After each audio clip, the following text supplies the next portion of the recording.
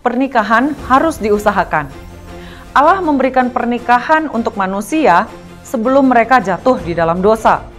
Dan itu adalah sebuah pernikahan yang kudus. Namun, saat ini banyak orang melecehkan dan memandang rendah akan pernikahan dengan banyaknya perceraian.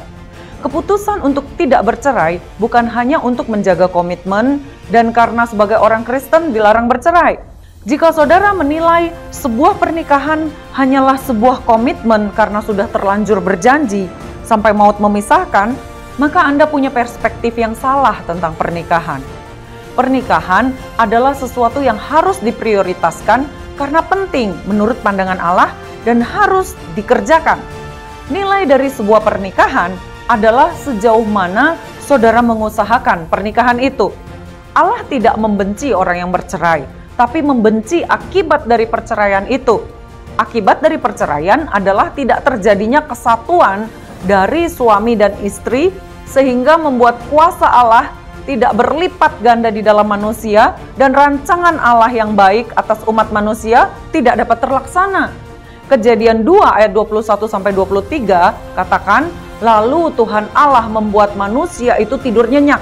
Ketika ia tidur, Tuhan Allah mengambil salah satu rusuk daripadanya, lalu menutup tempat itu dengan daging, dan dari rusuk yang diambil Tuhan Allah dari manusia itu, dibangunnyalah seorang perempuan. Lalu dibawanya kepada manusia itu. Lalu berkatalah manusia itu, inilah dia tulang dari tulangku dan daging dari dagingku. Ia akan dinamai perempuan sebab ia diambil dari laki-laki. Dari ayat ini kita tahu bahwa wanita tidak diciptakan dari substansi lain, bukan dari tanah, seperti ketika Allah membentuk Adam, tapi dari substansi yang ada di dalam Adam. Artinya, Hawa adalah duplikat Adam. Dia setara dengan Adam, tidak lebih rendah. Wanita bukan manusia kelas 2, karena Hawa adalah bagian dari diri Adam.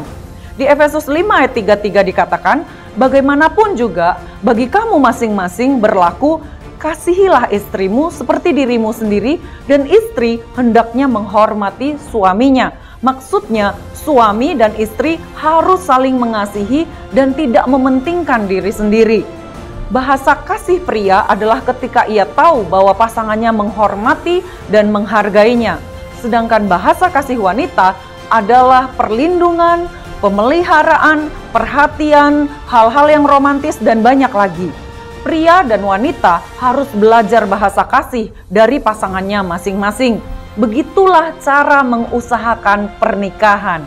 Dengan anugerah Allah, kita dimampukan untuk dapat mengerjakan pernikahan yang ilahi seperti yang Allah rencanakan sejak semula, sehingga tercapai rancangan baik Allah dalam setiap pernikahan.